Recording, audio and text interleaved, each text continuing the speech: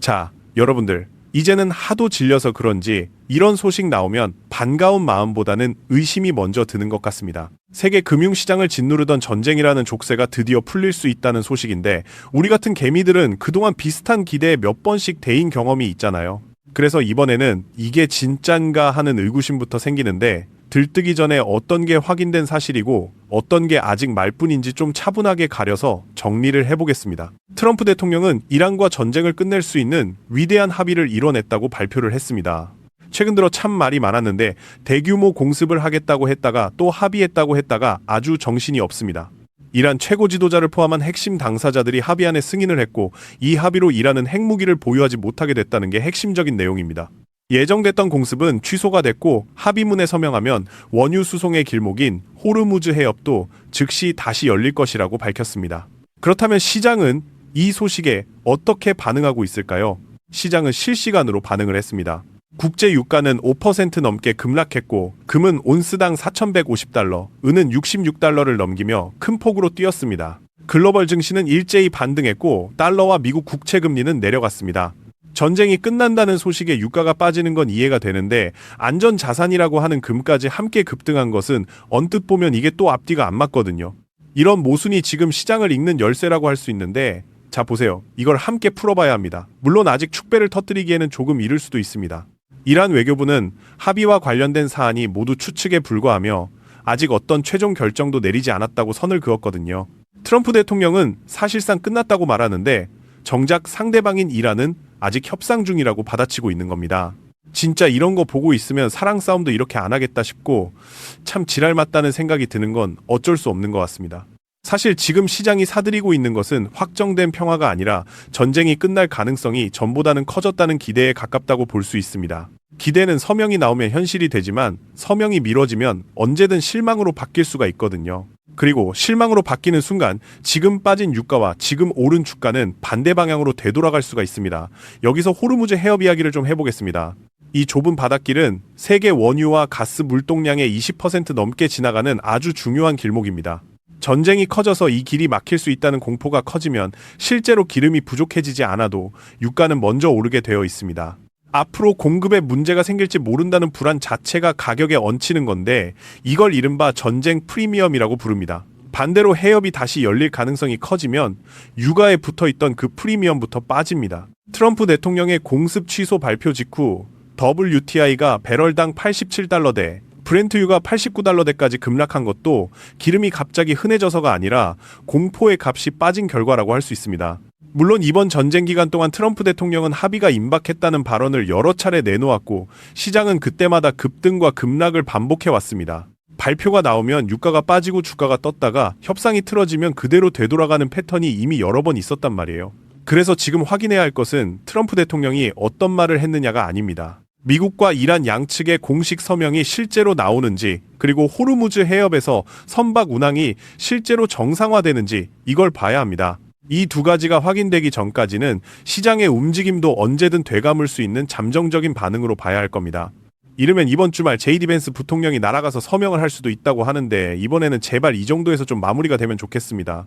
전쟁 위험이 줄어드는데 왜 금과 은은 급등하는 걸까요? 전쟁이 무서워서 금을 사는 거라면 전쟁이 끝날 때는 금을 파는 게 맞을 텐데 이게 좀 이상하긴 하죠.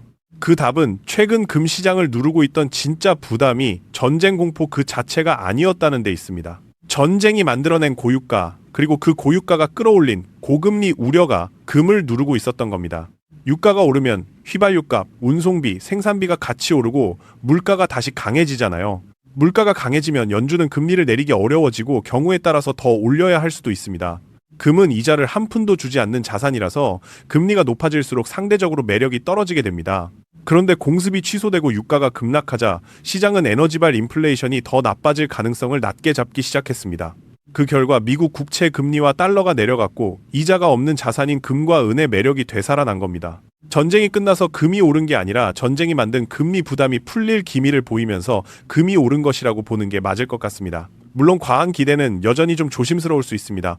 최근 발표된 미국의 5월 생산자 물가지수는 전월보다 1.1% 올라서 예상을 크게 웃돌았고 소비자 물가도 뜨끈뜨끈했거든요.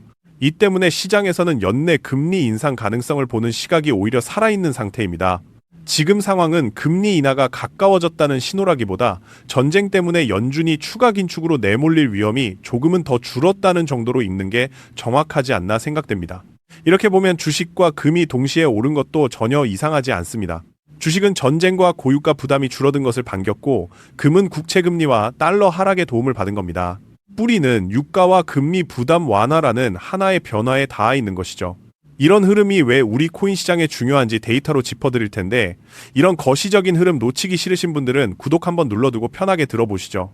이런 변화는 당연히 암호화폐에도 긍정적일 수 있습니다.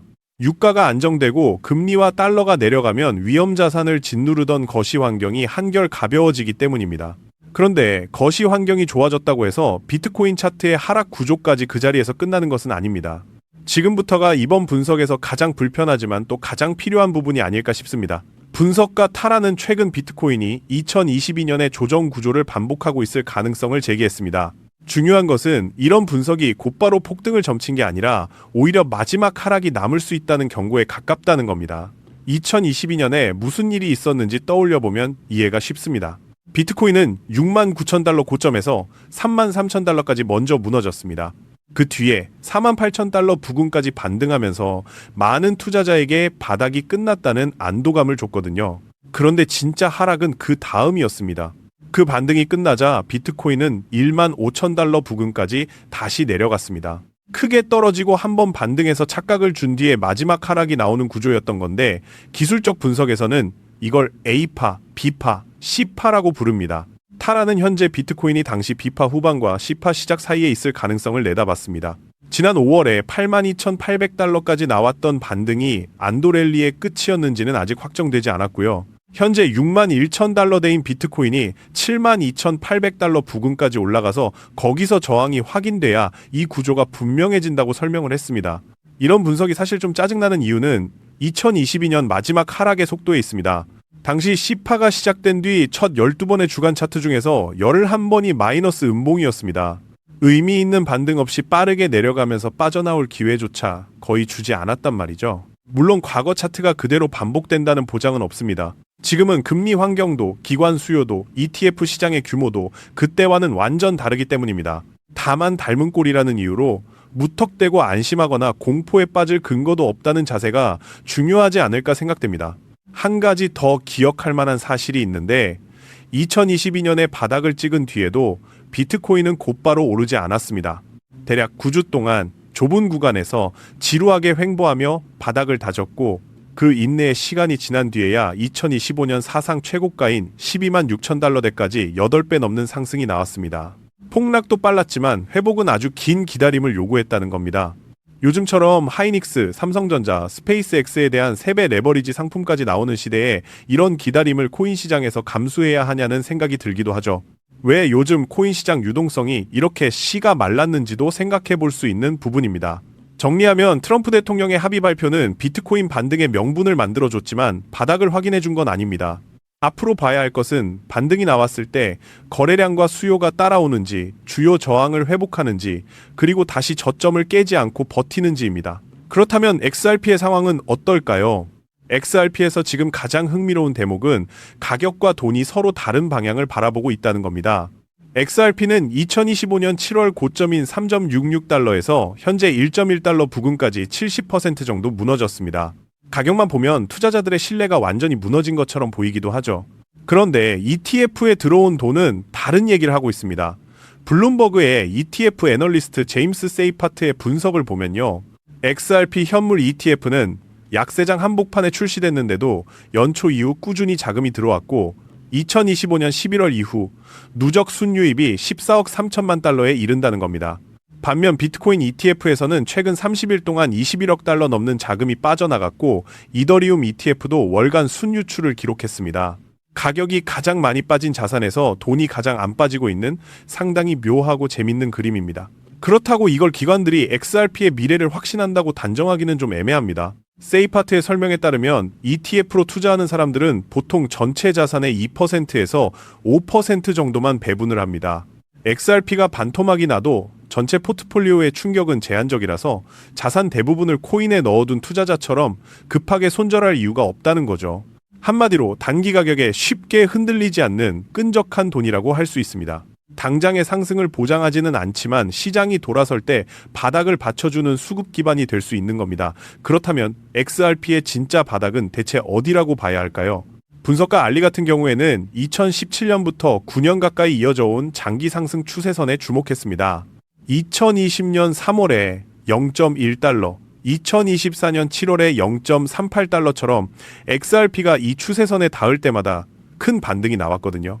현재 그 추세선은 0.7달러에서 0.9달러 구간을 지나고 있습니다. 여기서 짚어야 할 것은 아직 XRP가 그 구간에 도달하지 않았다는 겁니다. 현재 1.1달러 기준으로 18%에서 36%더 아래에 있는 구간입니다. 그러니까 8년 만에 매수 기회가 이미 열렸다는 말은 아직 정확하지 않습니다. 지금 가격에서 반등하지 못할 경우에 시장이 바라볼 다음 방어선이 그곳이라는 의미죠. 이 구간은 지켜지면 큰 상승 구조 안에 조정이 되지만 무너지면 8년을 버틴 구조 자체가 깨지기 때문에 0.6달러까지 하방이 열릴 수 있습니다. 무조건 사야 하는 황금 가격이 아니라 장기 상승 논리가 살아있는지를 판가름하는 최후의 방어선인 셈입니다. 또 다른 분석가인 에그라 크립토는 XRP가 현재 하락됐기 패턴 안에 갇혀 있다고 봅니다. 이 패턴 상단인 1.66달러를 돌파한 뒤에 2달러까지 회복을 해야 약세 구조에서 벗어날 수 있다는 분석입니다. 흥미로운 건 알리와 에그라 크립토가 전혀 다른 방법을 쓰는데도 장기 목표는 비슷하다는 겁니다. 알리는 8.3달러와 13.5달러를, 에그라 크립토는 8.4달러와 13.7달러를 제시했습니다. 다만 숫자가 겹친다고 실현 가능성이 검증된 건 아니니 어디까지나 조건이 충족됐을 때의 시나리오로 보셔야 합니다. 에그라 크립토가 주장하는 27달러라는 숫자도 마찬가지입니다. 이건 1.66달러 돌파와 2달러 회복을 거친 다음에야 논의할 수 있는 최종 목표입니다. 이 숫자만 보고 희망 회로를 돌리면 정작 발밑에 가격 신호를 놓칠 수 있습니다. 지금 XRP 투자에서 중요한 숫자는 27달러가 아니라 아래로는 0.7달러와 0.9달러, 위로는 1.66달러와 2달러입니다. 앞으로 확인해야 할 것은 그렇게 복잡하지 않습니다. 트럼프 대통령의 선언이 아닌 미국과 이란 양측의 실제 서명, 그리고 호르무즈 해협의 정상화가 우선입니다. 또 유가와 금리, 달러가 추세적으로 안정되는지 봐야 하고요. 비트코인이 저점을 지키는 가운데 XRP가 1.66달러를 돌파하는지 이 네 가지가 채워져야 기대가 현실이 될 겁니다. 여기에 스페이스X 상장이라는 인류 역사급 IPO가 위험자산 시장 전반에 어떤 영향을 미칠지도 중요한 관전 포인트가 될 것 같습니다. 결국 이번 발표는 상승의 완성 신호가 아니라 거시적 악재가 해소될 수 있는 첫 번째 문이 열릴 가능성을 보여준 사건입니다. 확인할 조건을 분명히 정해놓고 시장이 그 조건을 실제로 채워가는지를 차분하게 지켜보는 게 지금 우리 같은 개미들이 할 수 있는 가장 현실적인 대응입니다. 자, 하지만 지금 리플을 보면 한동안 큰 움직임 없이 옆으로만 기고 있죠. 그래서 이제 리플은 끝난 거 아니냐라고 생각하시는 분들 많으실 텐데요. 저는 오히려 정반대로 봅니다. 이건 오른다 내린다로 볼 게 아니라 차트 바깥에서 무슨 일이 벌어지고 있는지 그 구조를 보셔야 하는 구간이거든요. 실제로 가격은 잠잠하지만 정작 큰 손들은 조용히 사모으고 있습니다. 올해 5월 기준 XRP를 1만 개 이상 들고 있는 고래 지갑수가 역대 최고인 33만 개를 넘어섰습니다. 가격이 바닥이거나 횡보할 때도 큰 손들이 발을 빼기는커녕 더 담고 있다는 뜻이죠. 여기에 XRP 현물 ETF에도 지금까지 13억 달러가 넘는 자금이 꾸준히 들어왔습니다. 이런 데이터가 나온다는 건 적어도 단기 차익을 노린 움직임은 아니라는 뜻이죠. 그리고 가격이 멈춰있는 동안에도 리플의 실전 채택 작업은 멈추지 않았습니다. 유럽의 3대 은행인 독일의 도이치뱅크가 국제송금, 외환 정산에 리플을 블록체인으로 도입했고요. 한국에서는 운용자산이 무려 92조 원에 달하는 교보생명이 국채 정산에 XRP 기술을 쓰는 시범 사업을 시작했습니다. 보수적인 은행과 보험사들마저 움직이기 시작했다는 것이죠. 게다가 미국의 은행 감독 기관 또한 XRP의 연방은행 인가를 조건부로 내줬으며 전 세계 200개국 1만 개가 넘는 금융기관을 연결하는 국제 결제망 스위프트까지 XRP를 차세대 실시간 결제 솔루션으로 테스트하고 있습니다. 이쯤 되면 금융 시스템이 리플을 중심으로 재편되고 진행되고 있다는 말이 결코 과장은 아니라는 걸 느끼실 텐데요. 자, 그럼 여기서 많은 분들 의구심이 생길 겁니다. 큰 손도 사고 은행도 들어오고 호재가 이렇게 쏟아지는데 가격은 대체 왜 제자리냐 하실 겁니다. 사실 이게 가장 자연스러운 의문이고요. 여기에 핵심이 다 들어 있습니다. 쉽게 비유하면 이렇습니다. 지금 상황은요. 시장 위쪽에서는 팔겠다고 줄 서 있는 매물들이 잔뜩 쌓여 있습니다. 과거 미 대선 직후였죠. 비싸게 샀던 사람들이 본전만 오면 팔고 나가겠다라며 대기하고 있는 물량이죠. 그런데 지금 큰 손들은요. 이 매물을 묵묵히 받아내며 사들이고 있습니다. 사는 힘과 파는 힘이 딱 맞물리니까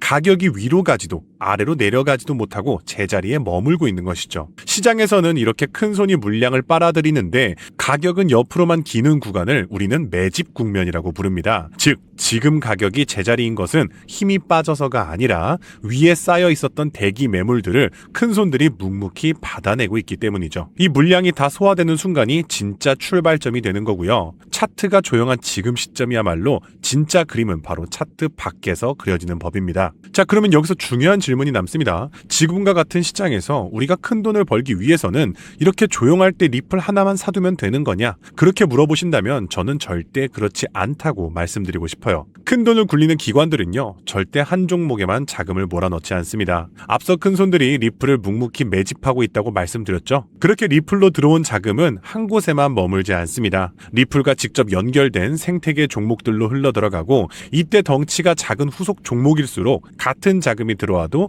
가격이 훨씬 크게 움직입니다. 대표적인 사례가 바로 코리움이라는 코인이 있습니다. 코리움 같은 경우는요, 리플 레저와 직접 연결된 기업용 레이어 1 블록체인인데요. 쉽게 말해서 XRP의 빠른 송금 기술에다가 이더리움의 스마트 계약 기능을 합쳐놓은 블록체인이라고 보시면 됩니다. 그런데 이 코리움의 핵심은요, XRP와 한 몸으로 움직인다는 점입니다. 2024년 3월 리플 레저와 코리움 간의 양방향 브릿지가 출시되면서 두 블록체인이 직접 연결되었었는데요. 이 브릿지가 열린 지 단 38시간 만에 코리움 네트워크의 XRP 보유자가 무려 2287% 폭증했습니다. 게다가 코리움은 전 세계 은행이 쓰는 국제금융표준 ISO 20022까지 지원하는 강력한 연관성 덕분에 코리움은 XRP가 오를 때 그 이상으로 튀어오르는 모습을 보여줬습니다. 실제로 대선 직후에 리플의 가격이 2배 뛰는 동안 코리움은 단 며칠 만에 542%의 급등을 보였고요. 지난 2월 XRP가 11.8% 오를 때 코리움은 21.4% 상승, 한마디로 거의 2배 가까이 급등했다는 것이죠. 그리고 올해에도 코리움은요, 계속해서 큰 폭의 급등을 여러 차례 보여주고 있다는 점 또한 주목할 만합니다. 결론적으로 여러분들이 단돈 10만 원의 소액 투자로 머지않아 막대한 수익을 실현하고자 한다면 리플이라는 대장주에만 머물러서는 안 됩니다. 그래서 리플과 같이 움직이면서 상승폭은 더 큰 연관 종목을 함께 담아두는 전략이 필요하죠. 위험은 나누고 수익 기회는 넓어지는 겁니다. 여기서 핵심은 바로 타이밍입니다. 이런 후속 종목들은 대장주가 본격적으로 움직이기 전인 지금, 그러니까 시장이 조용한 이 시기에는 아직 가격이 싸게 깔려 있습니다. XRP가 먼저 치고 나간 뒤에 따라 들어가면 그땐 이미 후속 종목 가격도 올라가 있죠. 진짜 기회는요, 모두가 잠잠하다고 여기는 지금 미리 찾아서 자리를 잡아두는 데 있습니다. 자, 그렇다면 코리움처럼 리플과 함께 폭등의 수혜 종목들을 선점해서 압도적인 수익을 올리는 비결은 무엇일까요? 자, 지금부터는 단 10만 원으로 6개월 만에 5억 원의 자산을 일궈낸 전설적인 트레이더의 월가 비밀 노트를 여러분들 앞에 펼쳐보이겠습니다. 이 매뉴얼은요, 연수익 30억 원을 기록하는 미국의 현직 퀀트 트레이더들과 뉴욕의 헤지펀드 핵심 이사진들만이 공유하는 극비 문서인데요. 일반적인 유튜브 영상이나 인터넷 검색, 자산운용사의 공개 보고서, 심지어 글로벌 금융 세미나에서도 절대 찾아볼 수 없는 최상위 계층의 정보입니다. 이 짧은 영상에 집중하지 않으신다면 여러분들의 인생을 바꿀 수 있는 기회는 영원히 사라질지도 모릅니다. 자, 그럼 바로 시작하겠습니다. 자, 먼저 비트코인의 지난 10년간 연평균 수익률은 이미 S&P 500 지수를 40배 이상 압도하면서 전통 자산과는 차원이 다른 행보를 보이고 있습니다. 실제로 비트코인이 본격적으로 대중에게 알려진 2017년만 하더라도 이미 단돈 50만 원으로 4개월 만에 1억 원으로 불린 사례가 있었죠. 2022년에는 57만 원만으로 10억을 만든 투자자가 있었으며 2024년에는 소액만으로 15억을 만들어 대박을 낸 공무원의 사례도 있었습니다. 그리고 최근에는요, 국내 가상자산 거래소 코인원에서 알트코인 순 단 한 종목으로만 무려 97억 7,140만 원, 수익률 1,043%를 기록한 슈퍼개미가 등장해 화제가 되면서 현재까지도 코인 투자만이 서민과 재벌의 경계를 허무는 유일한 해답이 되었다는 건데요. 단돈 10,000원, 50,000원만 제대로 된 코인에 투자해도 하루 만에 단칸방에서 한강뷰 아파트로 이사갈 수 있다는 말이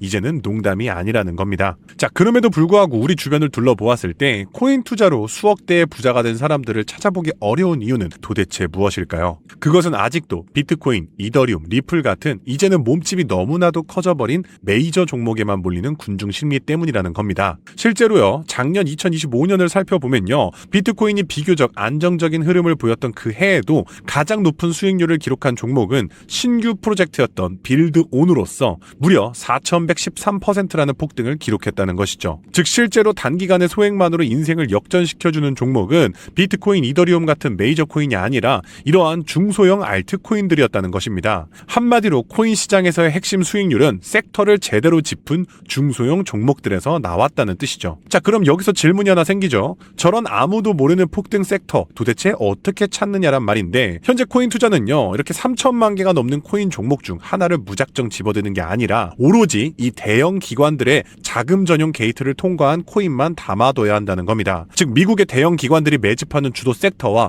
그 테마를 따라가야 한다는 말인데요. 자, 2021년까지의 암호화폐 시장은요, 솔직히 말해서 개인 투자자들의 투기판에 가까웠습니다. 하지만 지금 2026년 시장은 완전히 달라졌는데요. 한마디로 대형 기관들의 돈이 곧 가격인 구조로 바뀌었다는 것이죠. 이게 무슨 뜻인지 쉽게 설명해 드리자면요, 기관들이 본격적으로 들어오는 통로가 된 현물 비트코인 ETF가 나온 지 28개월 만에 ETF가 굴리고 있는 자산만 우리 돈으로 100조 원이 훌쩍 넘는 역대 최대 규모이며, 그중 세계 최대 자산 운용사 블랙록의 비트코인 ETF 하나가 굴리는 자산만 약 600억 달러, 우리 돈으로 80조 원이 넘습니다. 심지어 회사 자금으로 비트코인을 쌓아두는 걸로 유명한 스트래티지는요, 올해 4월 보유한 비트코인이 81만 개를 넘기면서 전 세계에서 비트코인을 가장 많이 가진 기관 1위에 올라섰습니다. 자, 그러니까 지금 블랙록, 스트래티지, 피델리티 같은 대형 기관들이 쥐고 있는 비트코인을 다 합치게 되면 시중에 풀린 전체 물량의 10%가 넘기 때문에 이제 비트코인의 가격을 흔드는 것은 개인 투자자들의 소소한 투자금이 아니라 이러한 거대한 기관들이 결정한다는 겁니다.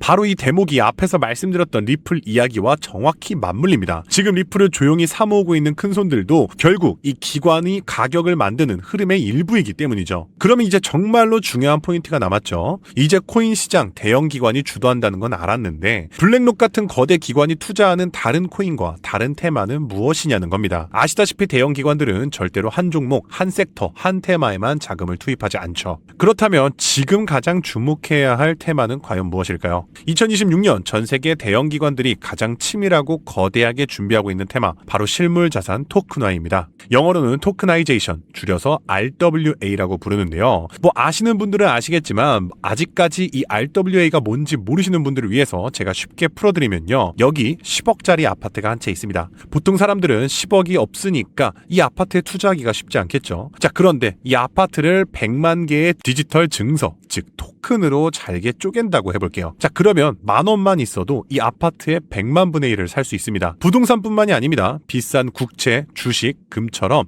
덩치 크고 비싼 자산을 전부 이런 식으로 잘게 나눠서 코인처럼 사고 팔 수 있게 만드는 것, 이것이 바로 실물 자산 토큰화입니다. 여기서 진짜 좋은 점이 3가지가 있는데요. 첫째, 블록체인 위에 올라가 있기 때문에 은행 영업시간, 주식 시간 상관없이 24시간 언제든 사고 팔 수 있습니다. 두 번째, 그 자산에서 나오는 월세나 이자를 사람 손 거치지 않고 자동으로 지급받을 수 있고요. 이렇게 발생하는 월세나 이자 수익은 내가 가진 토큰 수만큼 알아서 내 지갑에 자동으로 꽂힙니다. 셋째, 복잡한 중개인이나 서류 결제 과정이 사라지니 수수료도 그만큼 줄어들죠. 간단히 말해서 비싼 자산들을 잘게 쪼개서 소액으로 24시간 연중 무휴 자동 이자까지 받을 수 있다는 겁니다. 그럼 여기서 드는 질문이 있을 겁니다. 좋은 건 알겠는데 왜 하필 지금 기관들이 여기에 달려들고 있냐? 이게 핵심입니다. 이건 단순히 유행이라서가 아니라요. 돈이 흐르는 구조를 보셔야 하는데요. 지금 미국 기준금리가 3.5에서 3.75% 수준에 멈춰 있고요. 시장은 앞으로 금리가 내려갈 것이라고 보고 있습니다.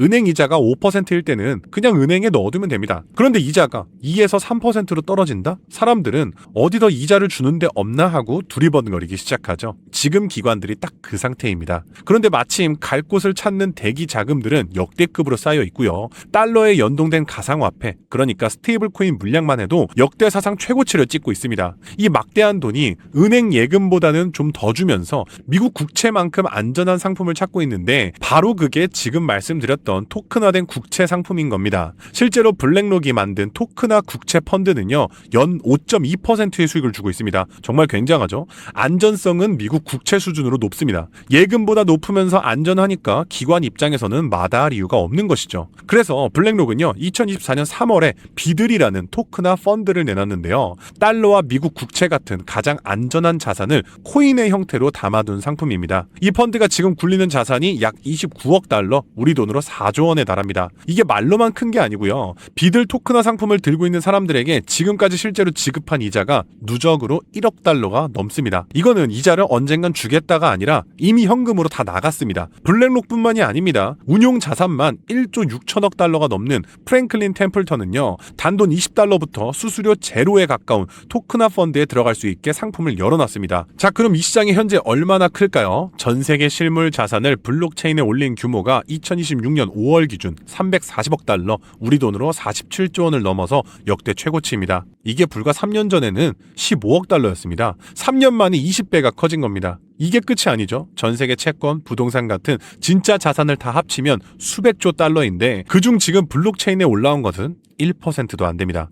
이 1%만 더 옮겨와도 시장은 지금보다 몇백 배나 커진다는 계산이 나오는 것이죠. 자, 그러면 이걸로 지금 돈 번 사람이 있긴 하냐? 있습니다. 자, 대표적인 게 바로 온도 파이낸스라는 기업에서 출시한 온도 코인인데요. 온도 코인은요, 미 국채 상품을 토큰화하는 상품을 내놓자마자 2024년 초 상장 직후 블랙록의 토큰화 펀드 출시 흐름을 타고 5개월 만에 약 38배까지 치솟았습니다. 여기서 우리가 챙겨야 할 건 딱 하나입니다. 지금 시장은요, 결국엔 기관이라는 거인이 다음에 어느 종목에 발을 들이냐, 이것을 미리 읽어내는 게임이 시작됐다는 것이죠. 지금 이 순간에도 미국의 현역 퀀트 트레이더들과 뉴욕 헤지펀드 핵심 인사들이 조용히 매집 중인 블랙록 비들 펀드와 밀접하게 연결된 코인과 테마, 이것을 선점하는 것이 관건입니다. 이들의 연결고리만 면밀히 추적한다면 향후 급등할 종목을 발굴하는 일은 결코 어렵지 않습니다. 오늘 소개해드릴 종목은요, 제가 6개월 동안 심층 분석 끝에 찾아낸 극비 종목입니다. 온도 코인이나 리플을 압도하는 폭발적인 상승이 예견되는 블랙록의 토큰화 프로젝트이며 그들이 만든 비들 펀드에서 가장 압도적인 비중을 차지하게 될 핵심 자산입니다. 특히나 트럼프 대통령의 장남 도널드 트럼프 주니어가 온도 파이낸스의 실물자산 토큰화 행사에 직접 참여해서 투자를 단행했다는 점에서 그 가치는 상상을 초월하죠. 더욱 놀라운 점은요, 블랙록 내부의 실물자산 토큰화 펀드 기획서에서조차 프로젝트 X라는 암호명으로 철저히 숨겨진 종목이라는 겁니다. 그야말로 실물자산 토큰화 분야에서 영순위 종목이라 확신할 수 있는데요. 이미 블랙록을 필두로 12개의 헤지펀드와 4개의 글로벌 금융사가 콜드월렛 담보계약을 체결해서 막대한 기관 자금이 유입을 기다리고 있습니다. 현재 이 코인의 가격은 단돈 0.2달러, 하나로 약 300원대에서 아직 대중의 관심이 닿지 않은 철저한 바닥 구간에 머물러 있습니다. 하지만 뉴욕 현지의 전문 분석가들은 이 프로젝트가 가진 기술력이 본격적으로 상용화되는 시점에서 그 보여줄 퍼포먼스가 상상을 초월할 것으로 내다보고 있는데요. 과거 초기 솔라나 코인이 바닥에서 수천 수만 배의 기하급수적인 랠리를 보여줬던 것처럼 압도적인 퍼포먼스를 재현할 잠재력이 충분하다고 보고 있습니다. 자, 오늘 영상에서 제가 부득이하게 이 코인 이름을 공개하지 못하는 점은 오해 없으셨으면 좋겠는데요. 이건 여러분께 정보를 감추는 게 절대 아니고요.